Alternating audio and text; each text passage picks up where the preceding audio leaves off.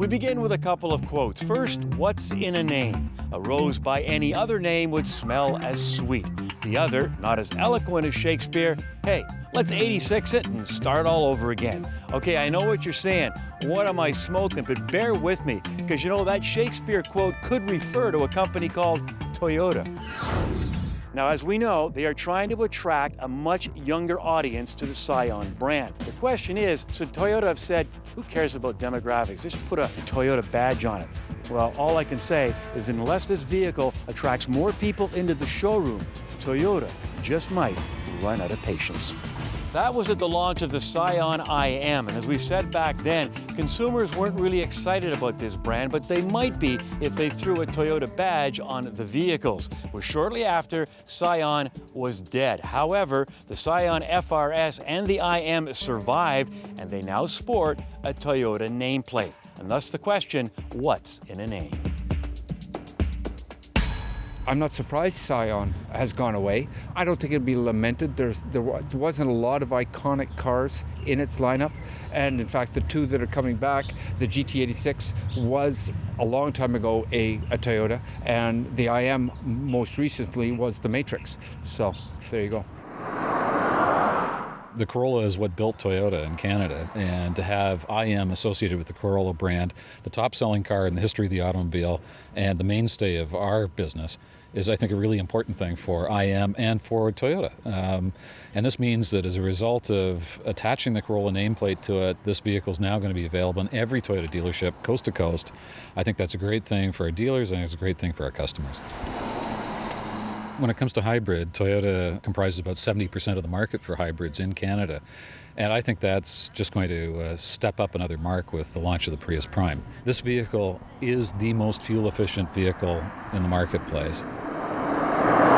Well, I think this is the first serious attempt Toyota's made at a plug-in hybrid vehicle. The last one was a very timid affair. In fact, I don't think Toyota really wanted to make it. I think it was a marketing team decision foisted on the engineers. This one is a much more serious attempt. They've doubled the battery power to 8.8 kilowatt hours. And so it's really quite a different car. It's a much, much better car.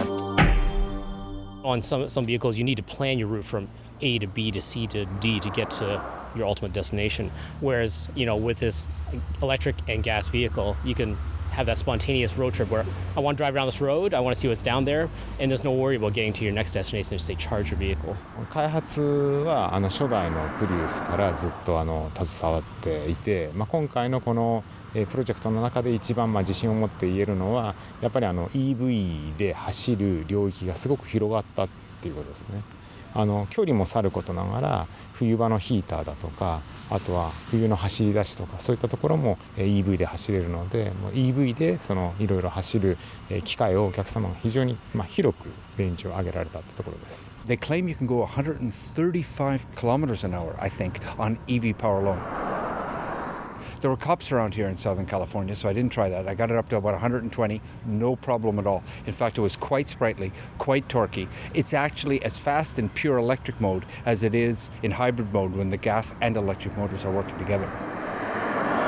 Based on target EPA estimates for fuel economy, it has a range of 965 kilometers, which is, for example, a trip from Toronto to Ottawa and back on a single charge and a single tank of gas. The people who purchase this vehicle are often focused on the environment and also, in our case, their image, because the style is very enhanced in terms of its bold look. You'll see in the front fascia and the lights and also the 11.6-inch available screen on the inside. It's stylish and high technology, but also very usable. You don't need an electric car anymore. You can get 35 or 40 kilometers of EV-only range with this Prius Prime.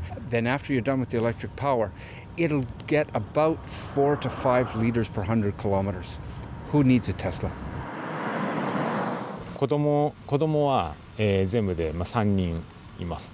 で将来の車のその進化としてはやっぱり石油を、減らす小石油とあとは石油を、使わない脱石油の両方の技術が、車としてやっぱり伸びていくと思います。なのでよりその環境に対していい車が今後増えていくというふうに予想しています。It's about as exciting a time as I can imagine, through the entire history of the auto industry to date. there's a lot of really interesting advancements that I think are really going to shake up the auto industry in the next 5 to 10 years.